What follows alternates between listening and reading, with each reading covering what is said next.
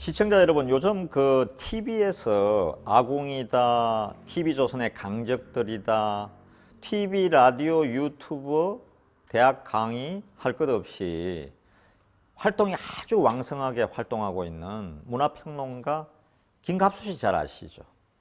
특히 어떻게 보면은 그 머리도 좀 뒤로 딱 보이고 이래서 아주 보기에 근사해 보이고요. 제가 보기에도 근사해 보입니다. 얼굴도 이 문화적인 그 냄새가 확 풍기고요. 그런데 하는 말을 보면은 완전히 혹세무민하는 자입니다. 조선시대로 본다면은, 과거로 올라가서 우리 역사적으로 본다면은 우리의 그 당파 싸움이 시작된 게 선조 때, 인조 때, 그러다가 우리의 그 정말 대단한 왕 정조, 영조, 또 얼마나 그놈의 당쟁 때문에 고생했습니까? 그놈의 당쟁 때문에 정말 영조나 정조가 골머리를 앓았죠. 그래서 영조대왕이 탕평책을 제시하지 않았습니까? 예. 어떻게 하든 동인, 서인, 남인, 북인, 노론소론들을 섞어서 옛날에요, 정말 생각하지 못할 정도로 당파가 다르면요, 동인, 서인 서로가 결혼도 안 했습니다. 자녀들의 결혼도 안 하고, 한쪽이 흰 옷을 입으면 한쪽은 노란색 옷을 입고요. 이럴 만큼 우리 당파의 해악, 해독의 역사가 깊습니다. 이 당쟁을 일으키는 사람, 당파를 만드는 사람, 이 혹세무민하는 자들은 영조, 정조 때 이런 때도 난세를 더욱 난세로 만들 수 있는 자기 때문에 평화로운 시대, 이런 시대에는 들이잡아다가 의정부에서 볼기짝을, 곤장을 50대, 100대 쳐가지고, 옛날에 100대, 200대 곤장 맞으면 거의 죽습니다. 장독이 생겼어요. 예. 아마 곤장을 만나도 여러 차례 지금 맞았을 것 같아요. 김갑수 씨는 어검부에 끌려가서. 최근에는 또 이상한 발언을 했습니다. 광주 민주화 운동에 대한 발언이죠. 지만원 씨가 당시에 광주에 5.18 때 북한군이 뭐 500명, 600명 일이 있었다. 저도 그게 믿지가 않습니다. 그거 있을 수 없는 일이고요. 상식에 반하는 일이고, 뭐 고정 간첩들이 약간 들어왔다든지 그거는 있을 수 있죠. 국가를 전복하기 위해서. 아니면 국립극장에서 1972년입니까? 73년입니까? 유경수 여사를 저격해서 숨지게 했던 그 조총련의 훈련을 받고 문세광이 와서 총을 쏜 거 아닙니까? 뭐 조총련에서 혼란을 부추기고 우리 국가를 전복하기 위해서 북한과 내통해서 그런 일에 좀 개입을 했다 그러면 차라리 제가 믿겠습니다. 예. 뭐 물론 더 조사는 해봐야겠지만은, 조사는 해야죠. 예. 뭐 성역이 있으면 됐겠습니까? 세월호든 5.18이든 또 이명박 정권이든 박근혜 정권이든 성역이 있다는 것은 좋지 않은 거죠. 민주주의 사회에서 할 말하고 성역이 있어도 되겠습니까? 그런데 이 김갑수 씨의 행동은 갈수록 수상쩍습니다. 진실과 거짓 사이에서 약간 중간지대에서 이쪽 저쪽을 갔다가 하면서 본인이 알고 그러는 것 같아요. 이리 치고 저리 치고. 그러면서 본인은 뭐 이걸 업으로 삼고 있는데 그렇게 하면 안 되죠. 그러면 우리 국민들이나 시민들이, TV를 보는 시청자들이 이게 진짜인가 가짜인가 하면서 재미도 있고 하니까 그럴 수도 있나? 예. 근데 김갑수 씨 본인이 댓글을 좀 보세요. 당신을 비난하는 사람이 얼마나 많습니까? 이렇게 혹세무민하지 마세요. 예.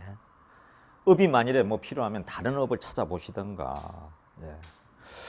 이런 얘기 또 지만원 씨 얘기하면서, 이게 그 5.18 논쟁에서 지금 그 우리가 알지만은 이종명 의원은 그 당에서, 자유한국당에서 제명을 했고요. 김진태, 김순례 의원은 지금 그 자유한국당에서 차후로 이제 그 조치를 취하겠다 그랬는데, 뭐 국민들이 다 쳐다볼 겁니다. 어떻게 조치를 취하는지. 그런 데 대한 얘기를 하면서 자유한국당이, 제가 이제 우주 최강 TV, 체육 TV 뭐 일로 가서 유튜브가 있길래 열다가 쭉 보니까 자유한국당은 일본 자민당의 한국 지부다. 자유한국당에 입당하려면 자유한국당에 입당하는 사람은 자민당에서 그거를 승인을 받아야 된다.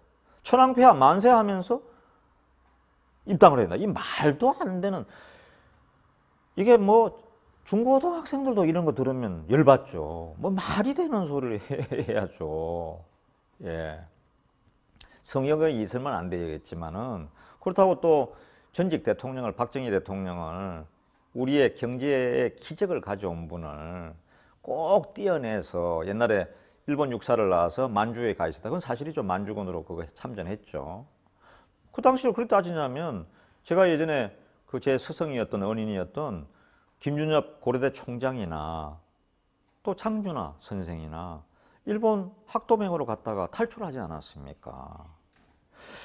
이런 어쩔 수 없이 끌려간 분들도 많았잖아요. 이러한 저는 좀 생각을 해달라는 얘기입니다. 생각을 하면서 얘기를 해달라는 얘기죠. 그냥 박정희 일본군을, 박정희가 일본군의 육사에 들어가서 만주군에 파견돼서 지가 우리 한국의 독립군을 다 때려잡았다. 말이 되는 얘기를 좀 가려서 하세요. 예? 참, 제 참 걱정이 됩니다. 이렇게 댓글에도 지금 확인해 보세요. 김갑수 선생의 댓글에도 본인이 좀 확인해 보세요. 얼마나 사람들이 분개하고 있는지. 이걸 이용하는 것 같습니다. 제가 보기에 방송에 있어서는 안 될 인물입니다. 퇴출돼야 됩니다. 그야말로 우주 최강 TV에 출연했던데 우주를 떠나야 할 분 같습니다. 여러분 시청자들도, 유튜브 시청자들도 단디하면서 이런 거를 판단을 해야 됩니다. 김재철의 단디해라. 제가 옳다고 생각하시면 그냥 구독에 빡빡 도장 똑똑 소리 나게 도장 찍어 주시고요. 혹시 제 얘기도 좀 듣기가 싫다, 아니다 한다면은 또 그냥 다음에 좀 시간 지난 다음에 그때 또 한번 확인해 주시고요. 예. 단디하겠습니다.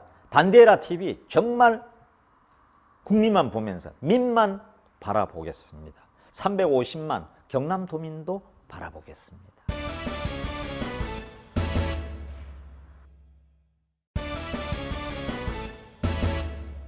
요즘 언론인이냐 가짜 언론인이냐 사이비 언론인이냐 이런 데 대한 얘기들이 많습니다. 그 중심에 서 있는 인물이 딴지일보 총수 김어준 씨인데, 이 김어준 씨가 뭐 딴지일보야 뭐 본인이 운영하니까 뭐라고 얘기를 못 하겠는데 TV에서 교통방송에 진행을 하는 건 좀 문제가 있는 것 같습니다. 왜냐하면 TBS 교통방송은 서울 시민이, 국민이 내는 세금으로 운영되는 방송이군요. 요즘 택시나 다른 택시를 타든 버스를 타든 많이 듣는 방송입니다. 이제는 뭐 라디오도 MBC나 KBS, SBS가 독점하는 시대는 지났으니까요. 이 김어준 씨가 뉴스 공장이라는 프로를 매일 아침 7시부터 9시까지 한 2시간 정도 진행하고 있는데요. 우선 시선이 뭐 편향적이라는 것은 말할 것도 없고요. 중요한 건 언론인이 아니라는 거죠. 가짜 언론인이죠. 우리가 지금까지 뭐 대한민국뿐만 아니라 미국이 됐건 영국이 됐건 미국이 됐건 어디가 됐든 간에 언론인이다 하면은 언론계 경력이 있는 사람을 언론인이라 그러죠. 저 언론계 경력이 뭐가 있는지 혹시 제가 몰랐던 게 있으면 본인이 좀 밝혀 주십시오. 이 언론계 경력이 있어야 언론인이죠. 언론인은 우선은 공채 기자나 PD로 입사를 하면 혹독한 훈련을 받습니다. 저도 1979년에 12월에 MBC 공채 기자 14기로 입사를 했는데요. 제 한 해 선배가 지금 그 정치인 정동영 의원이고요. 제 한 해 후배는 신경민 의원이고 또 박강원 의원도 있고요.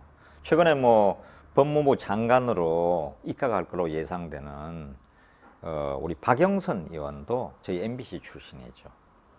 이렇게 언론인 출신들은 그 경력을 쌓아야 됩니다. 김어준 씨는 그런 경력을 제가 들어보지 못했습니다. 본인들의 친한 동료인 주진우 씨는 제가 언론인으로 인정합니다. 왜냐?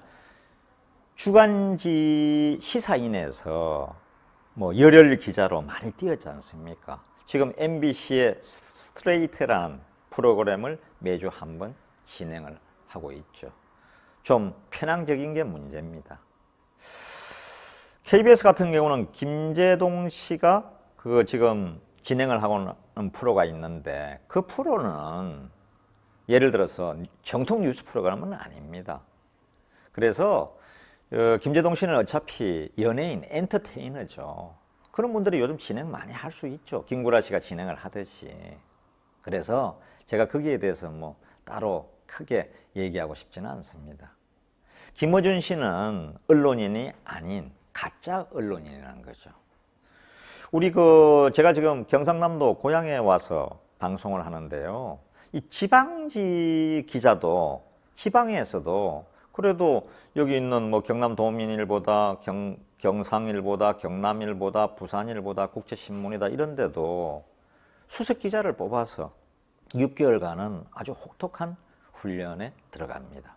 보통 기자는 그 대학을 졸업해서 뭐 법학과, 행정학과, 신문방송학과, 영문학과, 사회학과, 사학과 이렇게 통해 그 전공하는 사람들이 모이는데 사실은 신방과 출신은 10명 중에 잘해야 2~3명입니다. 서울에서도요.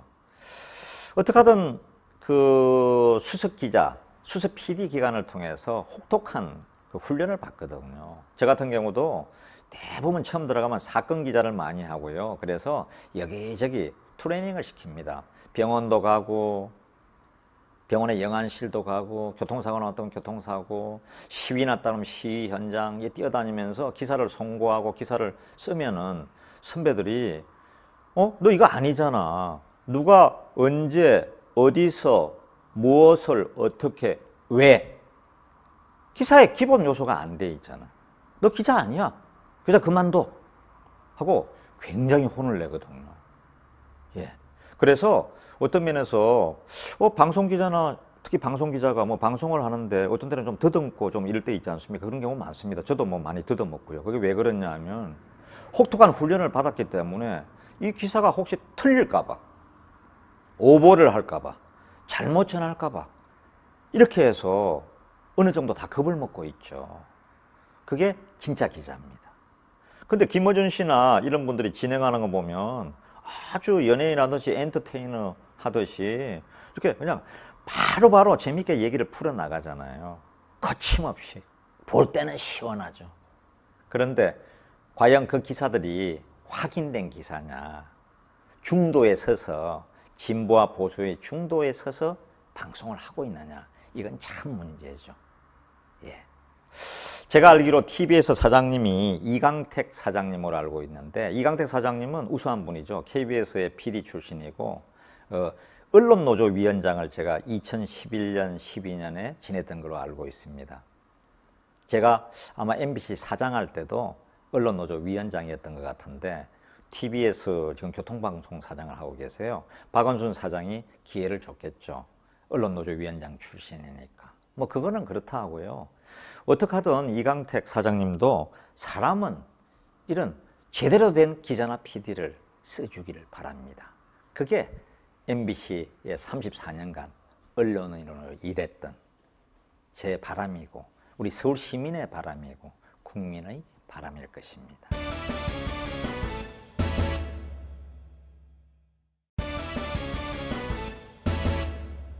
여러분 안녕하십니까? 단디헤라의 김재철입니다. 지금 세간의 관심은 오는 27일 베트남 하노이에서 열리는 북미 정상회담, 미북 정상회담에 많은 관심이 집중되어 있습니다. 나라의 큰 일이죠. 예. 핵 폐기가 되냐 안 되냐, 비핵화가 되냐 안 되냐, 진짜 우리 국민들의 관심이 집중되어 있고 우리 국민뿐만 아니라 세계인들의 관심이 집중되어 있는 큰 일을 지금 앞두고 있죠. 그런데 일반 살아가는 우리 사람들로서는 또 하나의 우리 국내에 큰 관심사가 생겼습니다. JTBC 손석희 대표에 대한 일입니다. 그러던 손석희 대표가 원래는 마포경찰서 경찰에 일요일 날 10시에 출두를 하게 돼 있었는데 예상을 뒤엎고 토요일 날 7시 45분에 전격적으로 출두를 했습니다. 정말 예상을 깼죠. 아마 언론에서 얼마나 많은 취재들을 오겠습니까? 그 중계차에 취재기자의 카메라에 그런 압박이 상당히 심했을 걸로 예상이 됩니다. 뭐 경찰도 JTBC 대표이사를 부르는데, 그리고 우리나라 언론인 가운데 가장 신뢰할 만한 언론인으로 시사저널에서 14년간 선정한, 그리고 지금 보도관계는 JTBC가 시청률이 1등입니다. KBS, MBC, SBS 공중파를 이미 제꼈습니다. 그러니까 손석희 대표는 또 국민적인 스타이기 때문에, 스타 앵커이기 때문에 모든 시선이 집중되어 있죠. 경찰에서 19시간 조사를 받은 내용은 여러분도 이제 그 언론을 통해서 많이 봤을 겁니다. 손석희 대표는 김웅 기자에 대해서 공갈미수와 협박으로 고소를 했고요. 이에 대해서 김웅 기자도 손석희를 폭행과 협박, 명예훼손으로 맞고소한 상태입니다.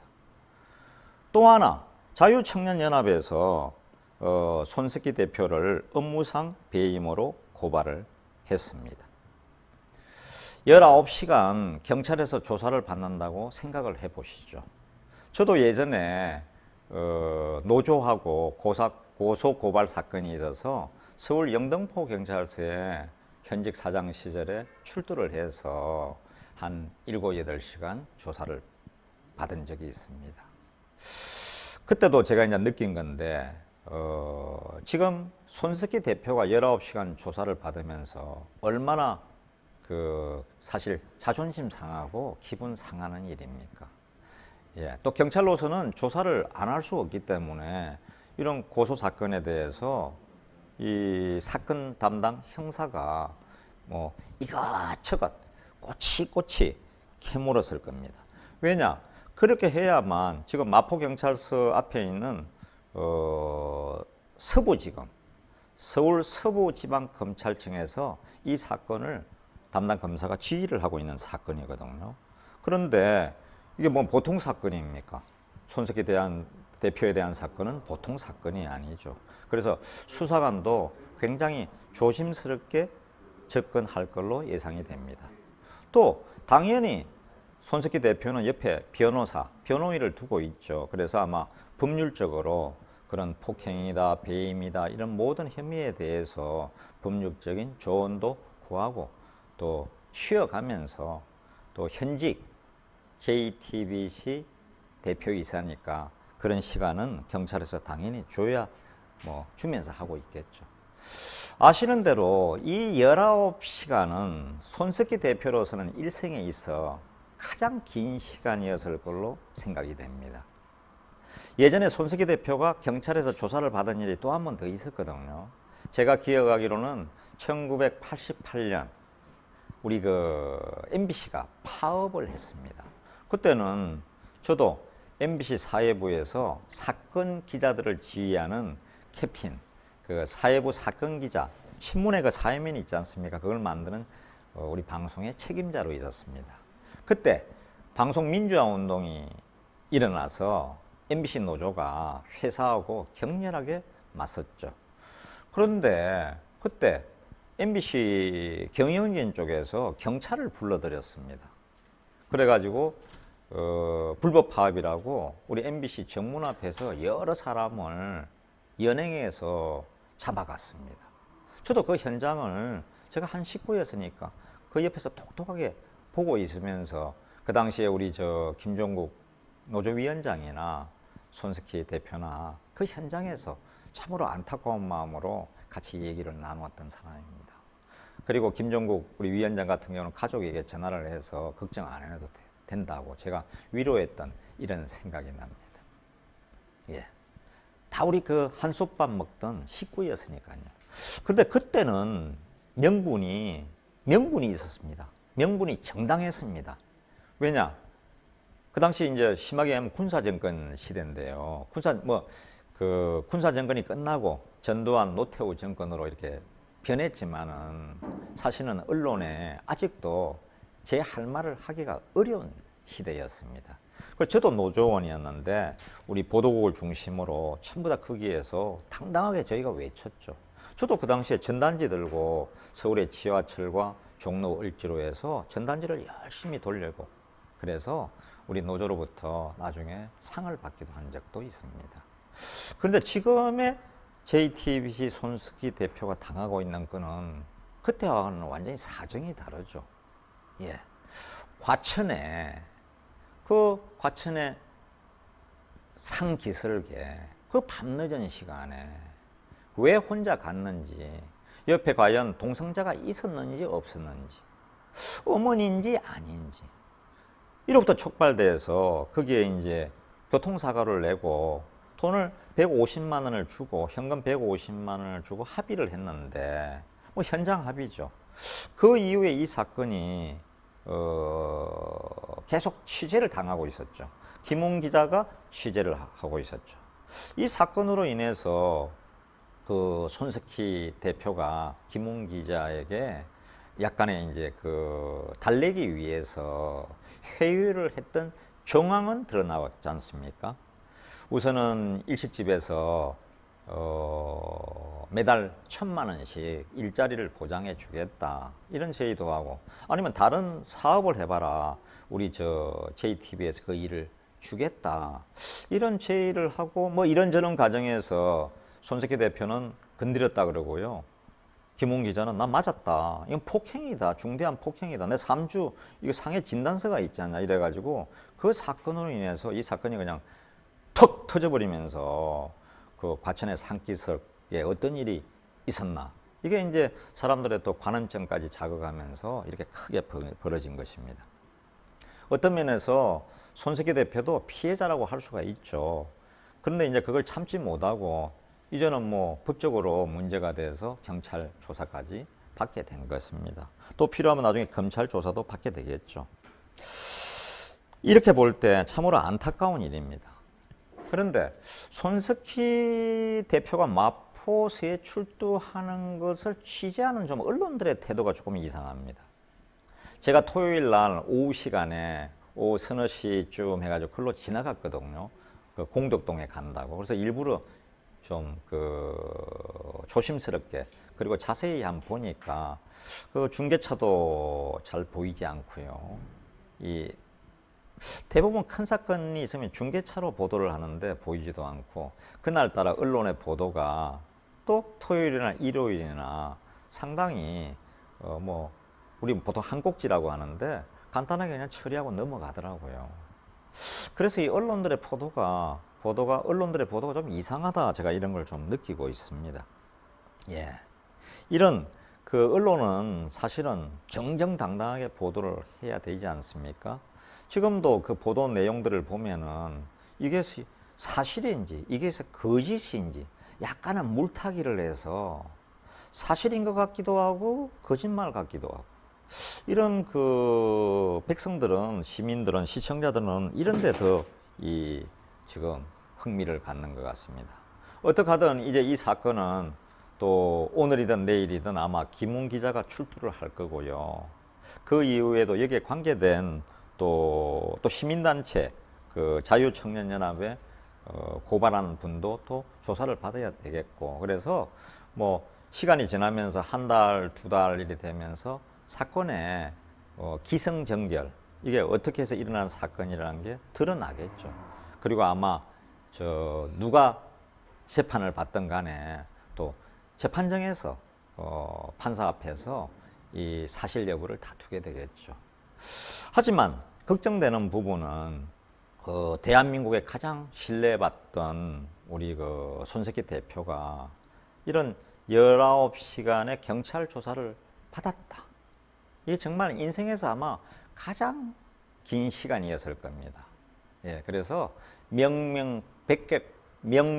명명백백하게 여기에 대한 사실 여부가 드러나야 되고 또 재판 과정을 통해서 앞으로 분명히 이게 정리가 돼야 된다. 왜냐하면 이게 대한민국의 신문 방송 그리고 유튜브 언론계에 미치는 영향도 상당할 것이기 때문입니다. 저희 계속 속보를 전해드리겠고요. 그 속보 지금 계속 많이 봐주시고 해서 감사한데 우리가 구독 그냥 딱딱 눌러주시고요. 옆에 분에게도 현장 경험으로 제가 이제 기자 생활, 언론인 생활 34년을 한 경험으로 이런 일들을 판단하고 전하고 있습니다. 예, 맞다고 생각하시는 분들은 엄지척 해주시고 또 구독 좀 팍팍 눌러주시기 바랍니다. 감사합니다.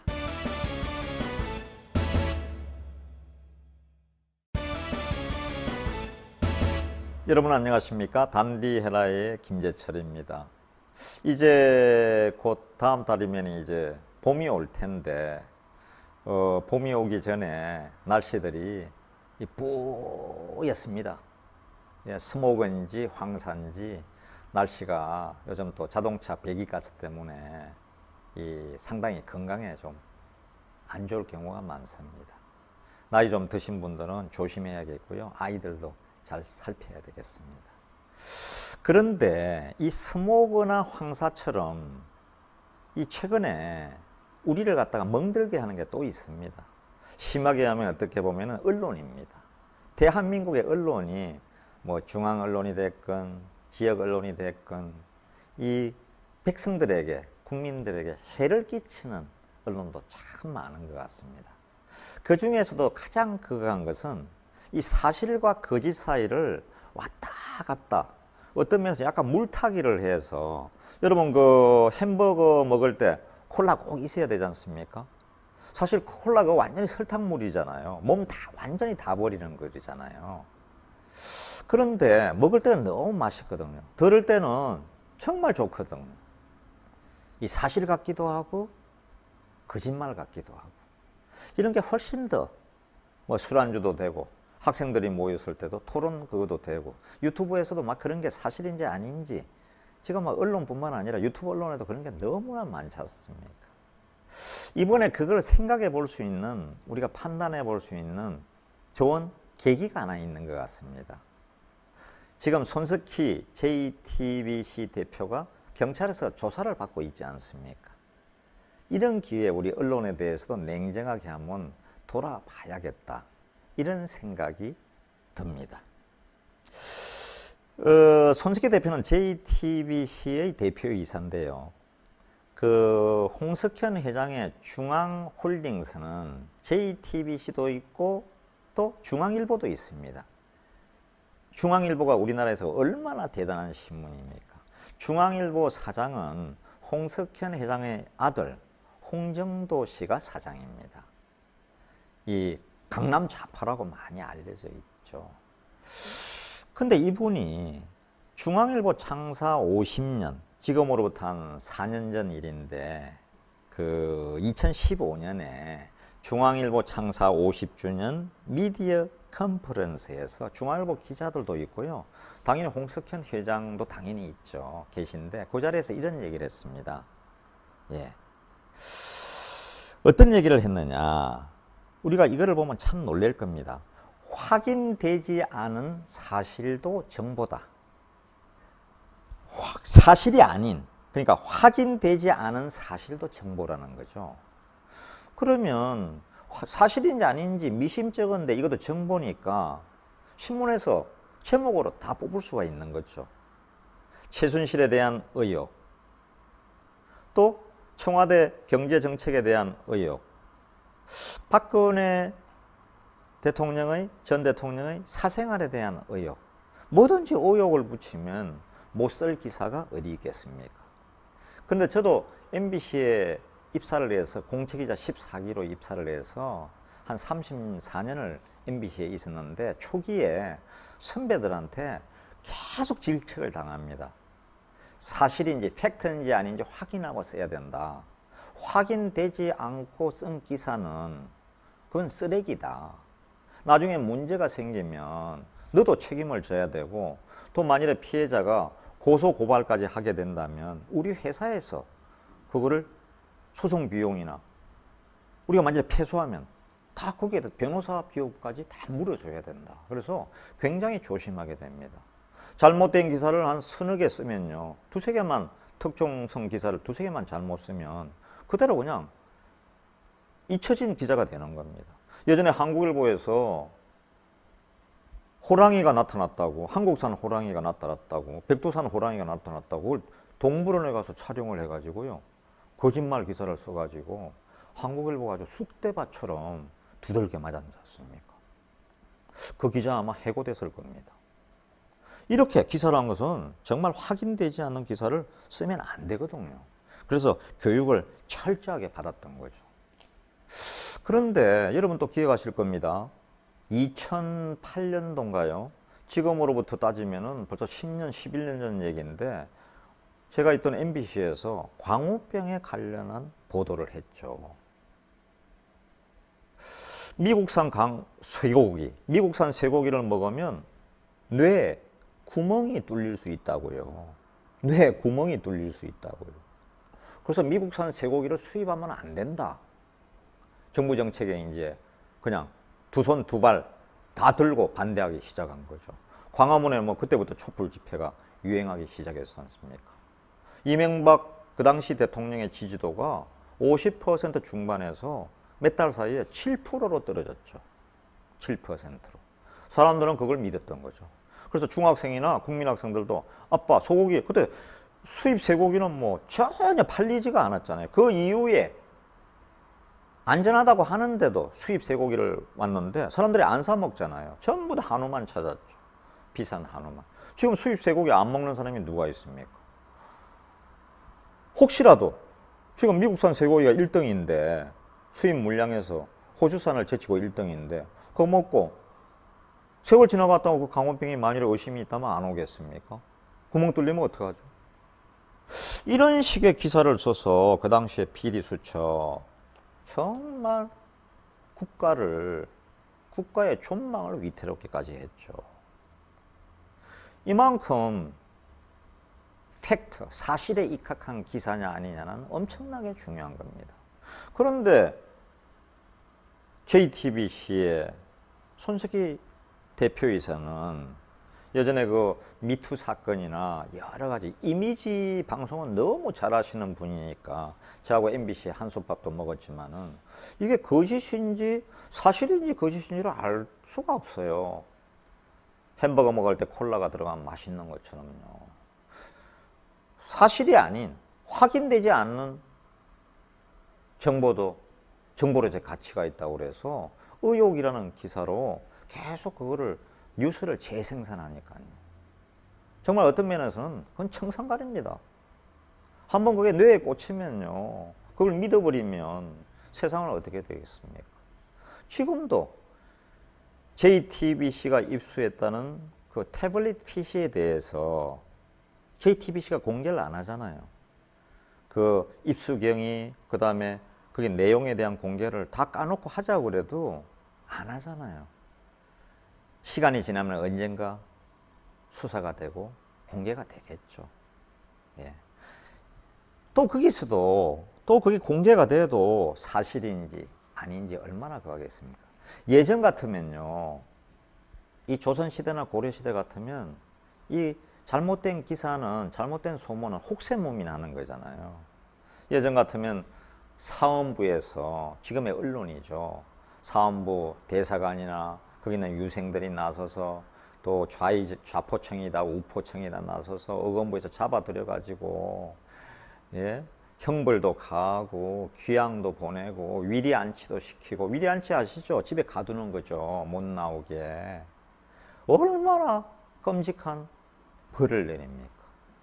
이 헛소문요, 너무 무서운 겁니다. 진짜처럼. 햄버거 먹을 때 콜라처럼. 여러분들도 조심해야 됩니다. 유튜브에도 그런 내용들이 많습니다.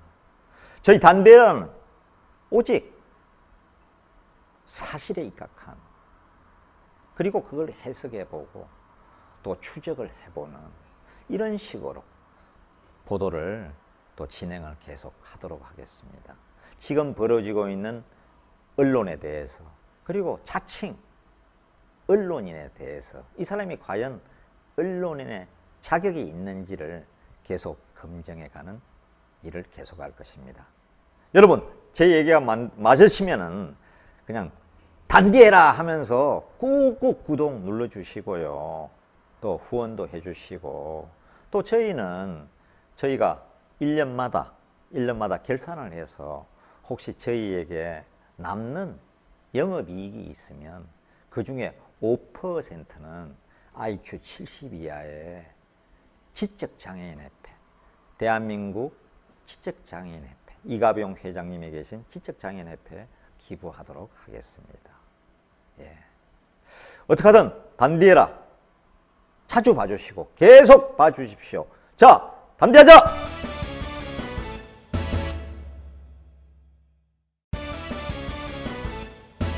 여러분 안녕하십니까? 단디해라 방송의 김재철입니다. 이제 아마 이 3월 중순 정도 되면은 이곳에는 벚꽃이 시작되니까 아마 벚꽃 소식이 이제 중부지방 서울로 이렇게 전해지겠죠. 곧 아마 봄이 오는 것 같습니다. 그런데 오늘 아침 방송에는, 신문에는 이 봄이 오는 향기가 전혀 제가 봐도 느껴지질 않습니다. 여야 간에 너무 치열한 논쟁을 벌이고 있기 때문입니다. 지금 그 김경수 경남지사의 1심 재판 결과를 놓고 사법부가 제대로 했느니 안 했느니 하면서 여야 간에 치열한 논쟁을 벌이고 있습니다.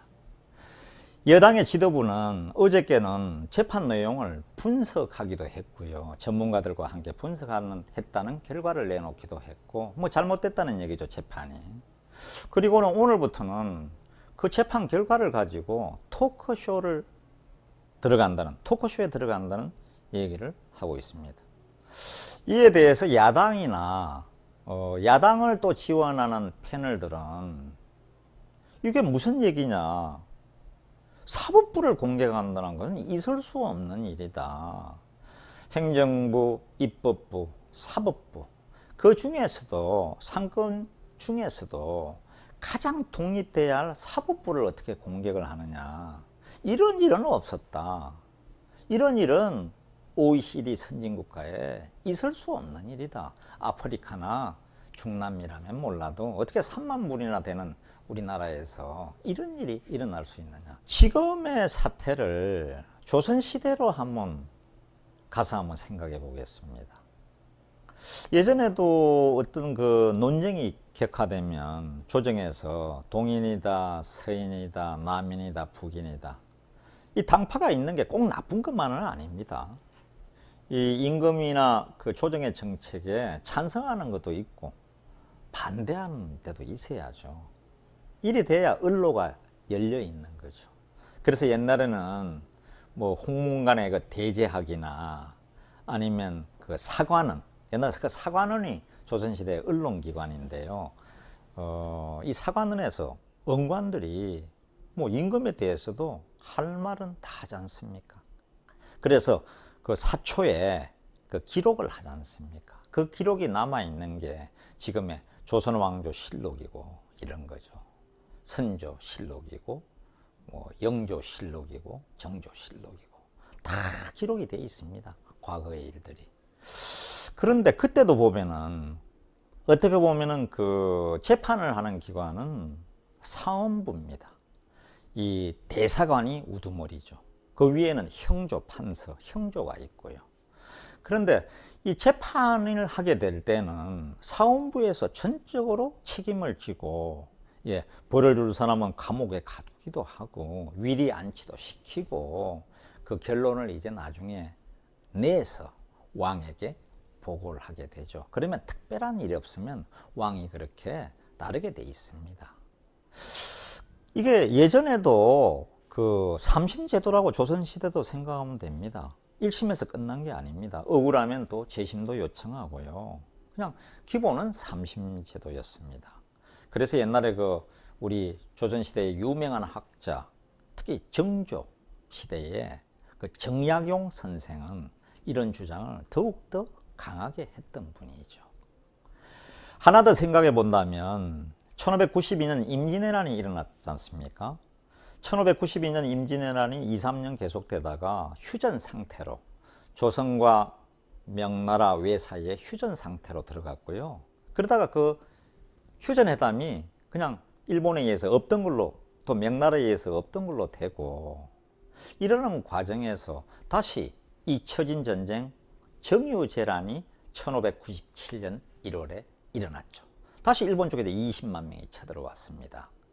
이럴 때 한산도에 이순신 장군이 삼도 수군 통제사로 있었는데, 원균의 모함으로 인해서 그 정보를 알고도 부산 앞바다의 전쟁에 나가지 않았다고 해서 그 포도대장이 와서 건부도사가 온 거죠. 그래가지고 그 끌고 갔습니다. 그래서 어건부의 하옥이 돼서 그 벌을 받게 됐죠. 당시에 이순신 장군이 한산도, 지금 같으면 해군 참모총장인데 이리 끌려가면서 만일에 속에서 딴 마음을 먹었더라면 뭘 못했겠습니까? 바다에는 오직 이순신밖에 없었는데요. 백성들이 또 다 따르는 위대한 장군이었지 않습니까? 그런데 그 법을 따랐습니다. 그 왕명을 받고 가서 사원부에서 거기서 모진 고문에 의해서 모든 몸이 다 망가지는데 원망을 하지 않았습니다. 결국은 뭐 정탁이나 유성룡에 의해서 그 풀려나서 백의종군길에 나섰죠. 백의종군도 죄인입니다. 이순신 그걸 따랐습니다. 정말 난세의 영웅인 거죠. 이렇게 본다면은 이 사법부에 대한 법은 따라야 하는 게 맞습니다. 그걸 가지고 이제 여야 간에 논쟁은 하지 않아야 된다, 이리 봅니다. 김경수 지사와 드루킹 사이에 있었던 일들은 또 2심 재판부가 지금 또 진행을 하고 있으니까 거기서 법리 논쟁에 의해서 검찰과 또 이 논쟁이 있겠죠. 변호인도 있고요. 또 증거도 있고 여러 가지 증거나 물증이나 정황 증거도 있을 거 아닙니까? 그걸 제출하면 되고요. 그러면 2심 재판부가 결정을 해줄 일이죠. 이게 백성들이 지금 먹고 살기도 힘들고 경제도 힘들고 죽을 판인데 이걸 가지고 계속 논쟁을 해서 그거를 갖다가 재판이 잘못됐다고 분석을 하고 그걸 가지고 또 토론회 가지고 연다고 하는데 이게 어디 나라에 있는 일입니까? 아프리카에 있는 일입니까? 남미에 있는 일입니까? 그런 나라는 미개하니까 일부 좀 문제가 있으니까 아직도 중진국, 후진국 수준이니까 그런데 우리는 3만 부를 이미 넘긴 선진국 대열에 있는 나라입니다. 대서양 태평양에 떠 있는 배 10척 중에 한 척은 대한민국에서 보내는 수출품이거나 수입품으로 들여오는 물건들입니다. 이런 나라가 사법부의 얘기를 듣지 않고 사법부를 공격하면서 이건 옳은 일이 아닙니다. 또 야당도 지금 형국이 어려우니까 이걸 가지고 5.18 민주화 그 폄훼 사건 때문에 이걸 가지고 물타기를 해서도 되는 일은 아닙니다. 좀 정정당당하게 시시비비를 가려야 된다, 이런 생각을 해봅니다. 오늘 아침 신문 방송을 보면서 단디에라 방송을 진행하고 있는 저도 이 사법부에 대한 공격은 자제해야 된다. 백성들의 최후 보루인 이 판사, 사법부만큼은 보고 가자 하는 게 제 생각입니다. 여야 정치인들이나 생각 있는 분들 정말 우리 단디해야 되겠습니다. 이 난세를 이끌고 가는 것은 우리 5천만 백성들입니다. 백성들이 단디해야, 깨어 있어야 정치인도 단디하고 또 모든 백성들이 따라가게 됩니다. 감사합니다.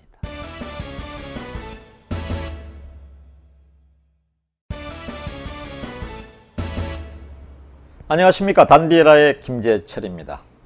제가 예전에 MBC에 34년간 있었던 사람입니다. 요즘도 백푼토론 자주 보십니까?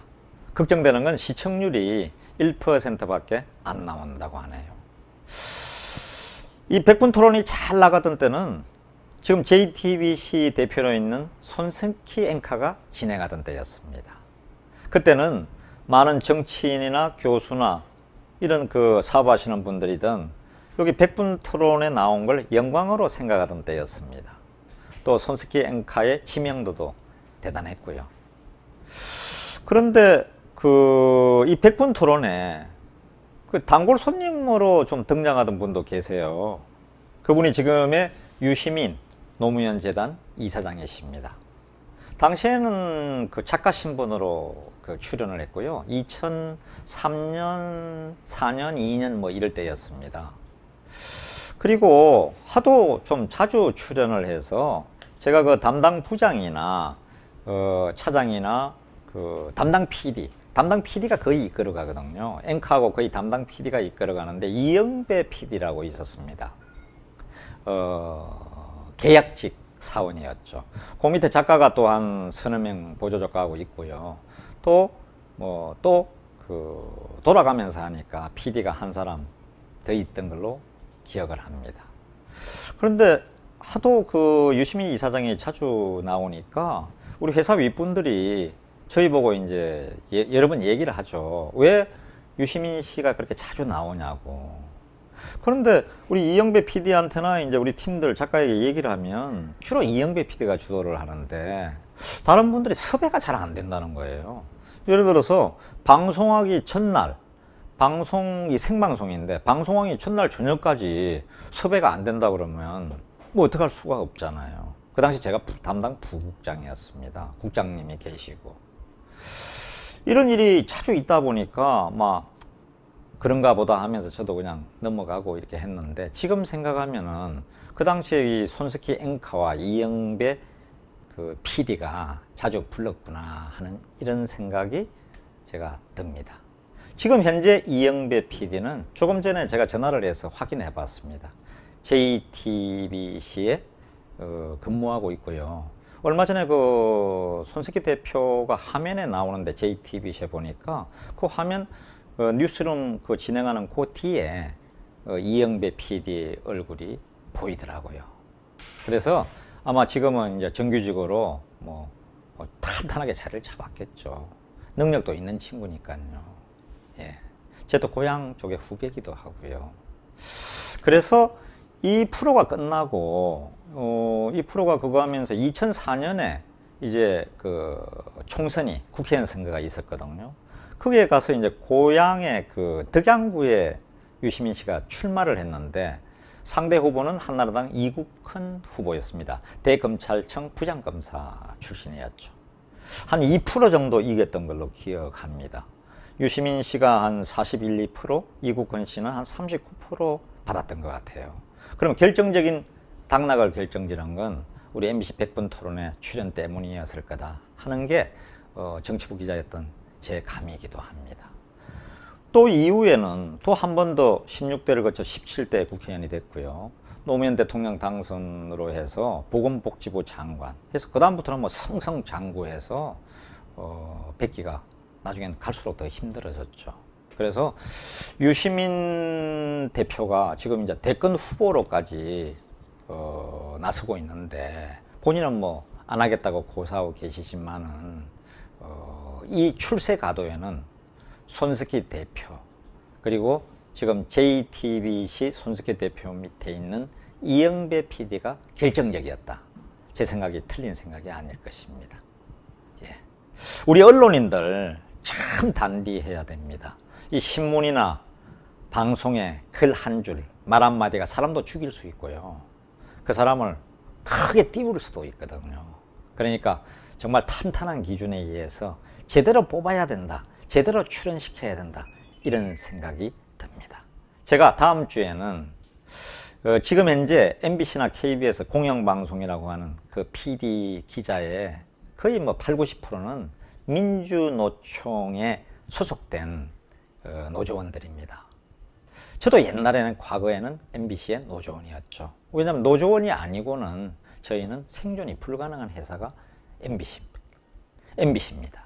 그래서 다음 주에는 MBC 노조가 어떤 노조인지 저부터 엄청난 핍박과 고난 속에 있었죠. 뭐 저는 그거를 오히려 제 원동력으로 삼아서 저희 에너지로 삼아서 회사 일만 하고 다닌 사람입니다. 문화방송 창사 50년, 지금 55년이 지나지만은 1조 8천억을 달성한 경영인은 제 혼자인 걸로 알고 있습니다. 예, 처음으로 1조 8천억을 달성을 했죠. 뭐 그건 그렇고 MBC 노조가 어떤 노조인지, KBS 노조가 어떤 노조인지 해서 우리 언론이 정말 제대로 가야 된다 하는 방향을 다음 주에는 제시를 하겠습니다. 제가 우선 예고방송부터 이 프로그램을 통해서 말씀을 올리는 겁니다. 저희 단디하겠습니다. 정말 단디에서 언론이 가야 할 길을 지금부터도 계속 지적하고 단디하도록 반드시 만들겠습니다. 고맙습니다.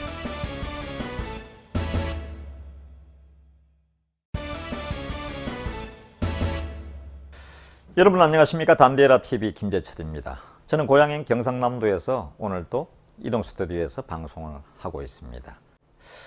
그런데 오늘 아침 신문하고 그 방송들을 제가 쭉 돌아보면은 걱정되는 게 또 큰 게 하나 있습니다. 예.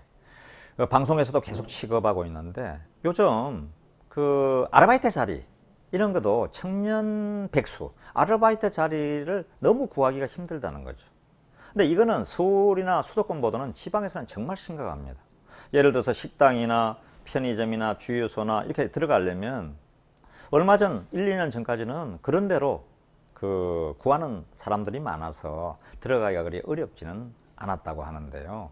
이 시급이 시간당 8,350원이 되면서 요 편의점 식당 이런 주인분들이 자기들의 가족과 하거나 아니면 아르바이트를 쓰더라도 자르기 2시간, 3시간만 일하게 하고, 그러니까 2시간 A군을 채용하고 다음에는 B군이 또 2시간 일하고 그 다음에 사람들이 없을 때는 안 하다가 뭐 4시부터 또 2시간 쓰고 이런 식으로 하기 때문에 자르기 아르바이트를 많이 고용을 합니다. 일자리가 더 없어지죠. 그래서 좋은 일자리를 구하려고 그 알바몬이라는지 알바 천국에 이렇게 이제 인터넷에 그 구인 들어가 보면은 이게 사람들이 너무 많이 들어와 있는 거예요. 뭐 그래가지고도 면접에 한번 와라 그래서 면접을 가보면은 거의 면접만 10대 1이라고 합니다. 거기다가 또 그 유급으로 쭉 정해진 시간만큼 일하면 하루를 일 안 하고 그냥 돈을 줘야 되는 주휴 수당이라는 것도 있지 않습니까? 이런 것 때문에 굉장히 사람들을 줄이는 거죠. 정말 문제 중에 문제입니다. 이 청년들의 고민이 지금 이러고 되고 있는데 지금 그 아시다시피 졸업 시즌 아닙니까? 여기도 진주일대도 경상대학, 그 다음에 국제대학, 마산에는 경남대학, 또 순천에는 순천대학 쭉 돌아보면요. 요즘 졸업식에 가면 진풍경이 지방에서는 뭐냐면 갑자기 만세 하는 만세 삼창 소리가 하나씩 들리는데 그게 정규직이든 비정규직이든 취직만 했다 하면 가족이나 친척들이 그냥 다 만세죠. 친구들도. 4명 중 5명 중에 1명만 취직이 되고 있으니까요. 얼마나 심각합니까? 부모들의 고통이 가슴을 그냥 탕탕 내릴 정도로 고통이죠. 우리 청년들의 고민은 또 얼마나 심하겠습니까? 자, 군대도 갔다 왔다. 졸업도 했다. 그럼 취직 못하면 어머니 아버지 볼 낯이 없잖아요. 예, 정말 어렵습니다. 또 졸업하고서도 아르바이트 자리 구하려면 아르바이트 자리까지 이렇게 힘드니 얼마나 힘들겠습니까? 그런데 어제 국민권익위원회 위원장님이 어제 브리핑에 나서서 얘기하는 걸 보면 최근 들어 한 1200개 정도 되는 그 정부 공기업을 전수조사를 했는데 180개에서 채용 비리가 있었습니다. 심한 경우는 삼촌이 조카를 면접한 일도 있었습니다.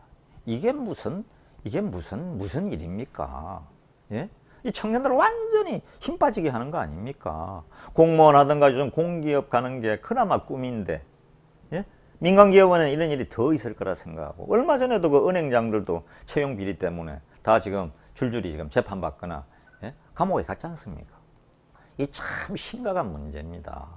예. 이 졸업식 분위기 아주 싸늘합니다. 이 부정 채용 이런 건 없어져야죠.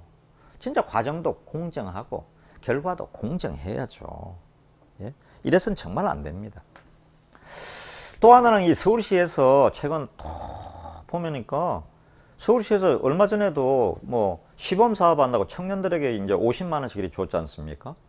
그거를 서울시 전 청년들에게 돈이 있느냐 없느냐를 안 따지고, 예? 직업이 없는 청년들에게 한 6개월간 50만 원씩 주는 걸 뭐 검토를 하고 있답니다. 아마 여론을 떠보는 것 같은데요. 이게 또 무슨 얘기입니까? 그러니까 지역에 있는 분들 그러지 않습니까? 아니, 난 노령연금 25만 원 지금 받고 있는데 나 65살 이상 됐고 난 다른 수입도 없다. 노화다 할 힘도 없다. 경비로 써주지도 않는다. 당뇨에 고혈압에 약값만 지금 드는 거 한도 얼마인데 25만 원? 나도 50만 원 주라 그러면. 예? 그 청년수당 50만 원 주면요, 그 노령연금 받는 분들이 가만히 있겠습니까? 전국에서 아마 주민등록, 서울이 요즘 인구 1000만이 안 되잖아요. 아마 서울로 많이 주민등록 이사하겠네요. 참 엉뚱한 정책도 생각하십니다, 박원순 시장님.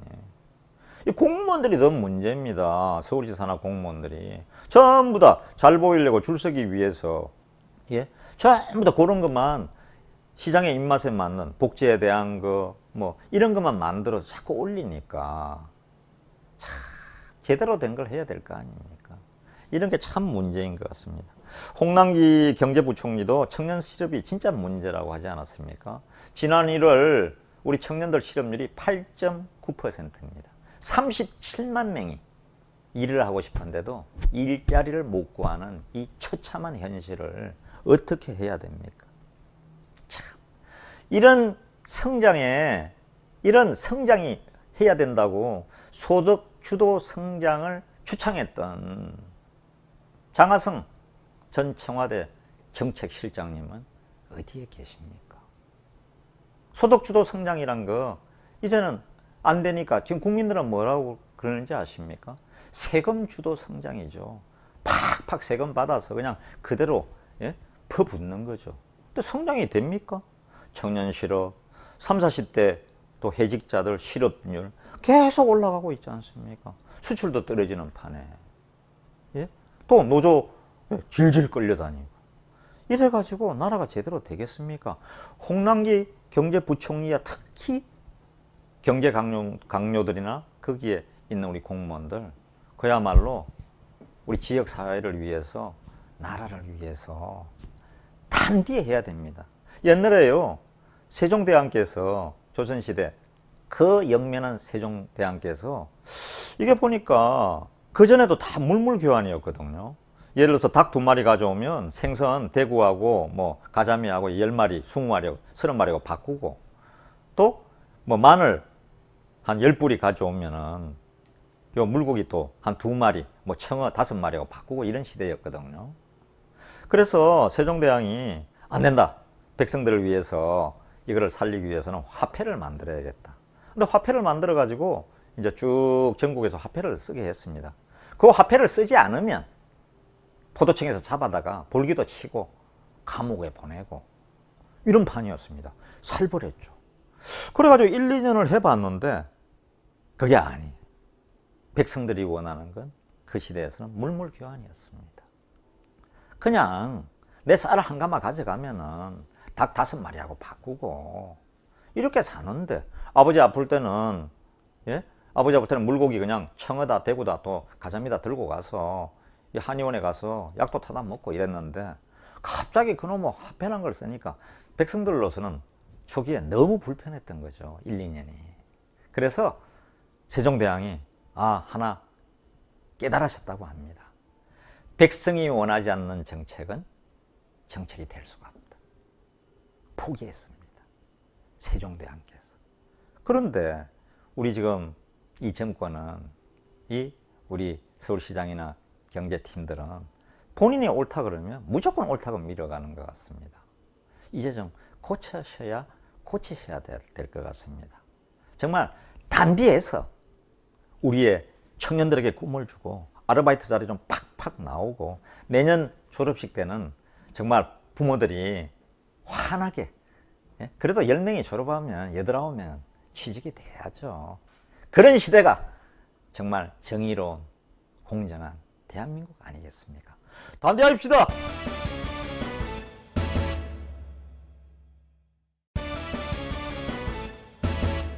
여러분 안녕하십니까? 단디에라 방송의 김재철입니다. 오늘은 제가 방송에 몸담았기 때문에 또 방송 얘기 한번 더 해보겠습니다. KBS 1TV에 지금도 나가고 있는 오늘 밤 김제동에 대해서 얘기를 좀 해볼까 합니다. 현재도 월화수목에 밤 11시에 30분, 40분 나가고 있죠. 시청률은 뭐 2%, 3%, 4%. 제가 그 정도 2, 3%로 알고 있는데 문제는 이 프로가 좀 정정당당하지 않다는 겁니다. 여러 패널들을 부르는데도 좀 편향적이고요. 그리고 한쪽으로 너무 치우치다 보니까 사람들이 이 프로그램을 점차 싫어하는 것 같습니다. 그래서 아니 우리가 왜 이런 프로그램을 보면서 KBS에 시청료를 내야 돼? 국민의 세금으로 운영되는 KBS가 왜 이런 걸 내? 우리 안 볼래? 하는 이런 움직임이 너무 많고요. 또 하나는 이렇게 되다 보니까 KBS 내부에서도 아 이거 뭐 괜히 했네 이런 목소리도 계속 터져 나온다고 합니다.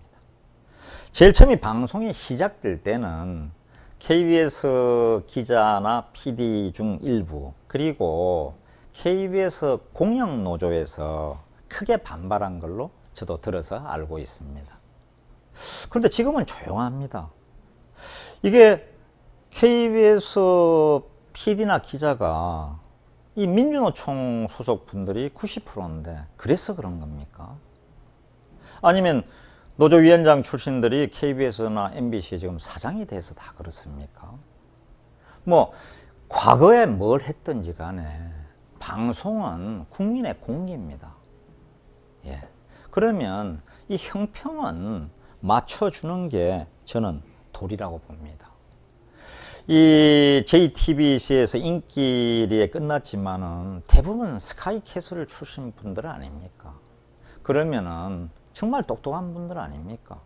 예전에 김대중 대통령도 이런 말 하셨습니다. 야당 총재 때. 행동하는 지성인. 지식인이 알면서 행동하지 않으면 제일 나쁘다는 거죠. 행동을 해야죠. 프로그램을 내릴 건 내려야 됩니다. 왜냐? 시청자가 주인이기 때문입니다. 특히 KBS는 더 그렇죠. 예. 이렇게 백성들의 시청자들의 원성이 또 자자한 데는 또 요즘 또 다른 이유도 있습니다. 왜냐하면 그 진행자인 김제동 씨가 받아가는 돈이 너무 많은 것 같습니다.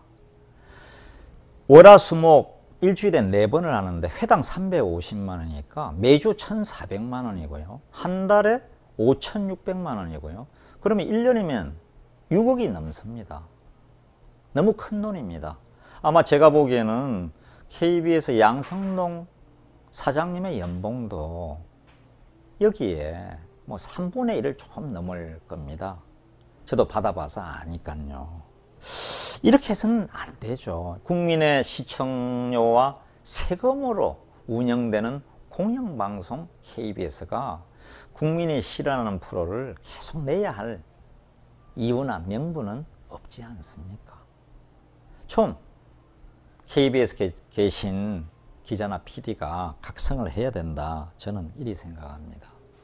지금 뭐 김어준 씨도 교통방송 TBS를 진행하면서 회당 100만 원씩 뭐 거의 1년에 2억 5천만 원을 가져가고 있고요. MBC에서 스트레이트라는 또 보도 프로그램을 진행하는 추지진우 씨는 그거보다 훨씬 많은 또 출연료를 받고 있죠. 뭐 어떻든 간에 또 김제동 씨는 어떻게 보면 언론인이라고 하기는 좀 그렇지 않습니까? 예. 언론이라고 하기에는 좀 무리가 있죠. 연예인이죠. 엔터테이너죠. 예. 뭐 제가 뭐 폴리티컬한 엔터테이너다, 정치적인 연예인이다 이런 얘기는 뭐 하지 않겠습니다. 대신에 이런 프로에 진행하기에는 그야말로 지식도 풍부해야 되고요. 이 균형 감각도 있어야 되고요. 이렇게 해야 되는 건데 이렇게 하면 아닌 것 같습니다. 과거에 우리가 볼 때는 고려 시대다, 그 다음에 뭐 조선 시대다 이럴 때 언론을 담당하는 사원부, 사관원의 뭐 언관들이다. 또 역사를 기록하는 사관들이다. 이런 분들은 다 그만한 능력과 또 실력을 갖추고 판단도 뚜렷하고 해서 이조, 형조, 예조 판서가 뭐라 그래도 왕이 뭐라 그래도 그야말로 정론직필, 지금 언론사들이 내세우듯이 그냥 그대로 써나가는 게 사초였지 않습니까? 언론인은 역사를 기록하는 사람입니다. 어떤 면에서 말과 글로. 그러니까 정정당당해야죠. 그러니까 연예인인 김전동 씨가 맡을 프로는 아닙니다. 이제는 떠나야 될 시간이 온 것 같고요. 예전에 아시지 않습니까? MBC에서는 광우병 보도로 얼마나 백성들이 고통을 받았습니까? 광화문 광장이 전부 촛불로 불타고 있지 않습니까? 근데 그 광우병 보도가 진실이었습니까? 미국산 쇠고기를 먹으면은 뇌에 구멍이 뚫리고 뇌에 구멍이 뚫리고 미친다고 했는데 그런 사람이 있습니까? 단 한 사람이라도 있었습니까?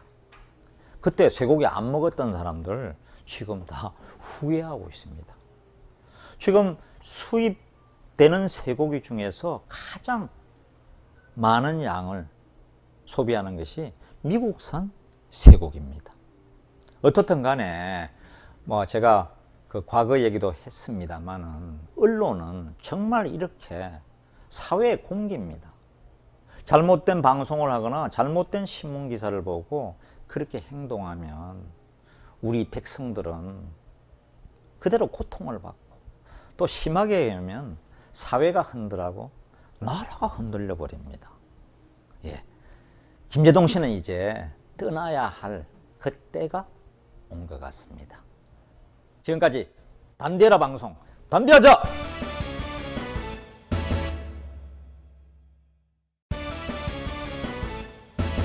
네, 여러분 안녕하십니까? 단디에라 방송의 김재철입니다. 오늘도 저는 경상남도 사천 쪽에 있는 이동 스튜디오에서 방송을 진행을 하고 있습니다. 오늘의 주제는 언론에 대한 얘기를 한번 해보겠습니다. 이 언론에 대한 얘기를 하려다 보니까 확인 작업이 필요가 해서 아무래도 예민한 일들이 많이 있으니까요. 그래서 이 방송이 12시에 이걸 올라가야 되는데 약간 좀 늦어졌습니다. 좀 이해를 많이 해 주시고요. 오늘의 주제는 뭐냐 하면 한마디로 얘기를 하면 5, 6년 전에 MBC를 이미 떠난 제가 이 방송계 언론의 적폐냐 아니면 혹시나 지금 MBC를 이끌어 가시는 우리 최성호 사장님이 적폐를 쌓고 있는 게 아닌가 하는 이런 주장도 너무 많아서 언론에 대한 얘기를 하면서 우리 MBC 얘기부터 먼저 하는 게 언론계를 이해하는 데 좋을 것 같습니다. 2013년 제가 언론계를 떠난 이후에 2013년 3월이었습니다.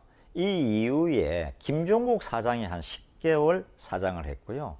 그 다음에는 안광한 사장, 그리고 우리 김장겸 사장이 한 8개월 하다가 물러났습니다. 그리고 이제 지금의 최성호 사장님이 우리 MBC 배를 이끌고 계시죠. 그런데 걱정되는 것은 우선 경영 상태입니다. 작년에 경영 실적이 2017년에 비해서 매출이 약 1,000억 정도 적자가 났습니다. 1,000억 정도 적자가 나고 매출로 보면은 18%로 매출이 더 마이너스 18%가 됐습니다. 이 참 회사라 보면 큰일이죠. 우리 사원들의 걱정도 얼마나 많겠습니까? 그래서 이런 적폐청산이나 다른 것도 좋지만은 가장 먼저 신경 쓸 것은 회사가 경영을 잘해서 회사의 임원들이 경영을 잘해서 자신감을 우선 가져야 된다. 사원들이 이런 생각이 먼저 듭니다. 이 매출과 함께 보도 이런 건 굉장히 중요하지 않습니까? 제가 그 동경 특파원이었던 1994, 5, 67 이럴 때 저희 우리 MBC 뉴스 시청률만 20% 이상이었습니다. 우리의 자존심이었죠. 그런데 왜 이렇게 뉴스가 많이 시청률이 떨어졌을까요?